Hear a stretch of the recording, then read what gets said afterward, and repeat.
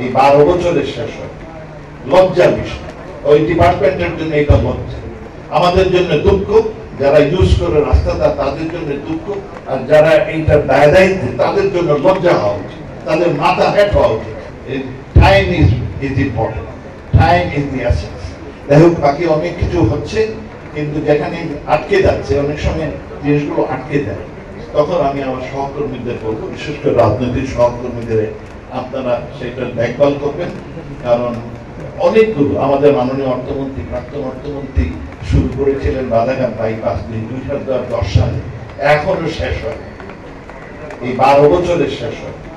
লজ্জার বিষয়, ওই ডিপার্টমেন্টের জন্য এটা লজ্জা, আমাদের জন্য দুঃখ, যারা ইউজ করে রাস্তাটা তাদের জন্য দুঃখ, আর যারা এইটা দায় দায়িত্ব তাদের জন্য লজ্জা হওয়া উচিত, তাদের মাথা হেট হওয়া উচিত। তারা এইরকম এত দেরি হবে, 12 বছর একটা 6-12 কিলোমিটারের রাস্তা, এত দেরি হবে কেন? They should resign, all of them, voluntary should resign. যেটা লজ্জা করে তোরা চাকরি ছেড়ে দেওয়া উচিত।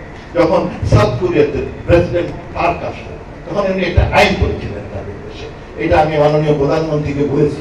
সেই আইনটা ছিল যে একটা প্রজেক্টের জন্য একজন প্রজেক্ট ডাইরেক্টর হবে, আর সেই প্রজেক্ট ডাইরেক্টর যদি কাজটা অন টাইম কমপ্লিট করে, he will be promoted irrespective of seniority or will get strategic position.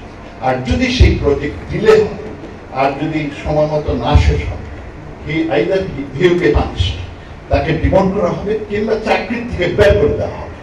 এই যেমন পার্টিটা করার পরে South Korea is the model.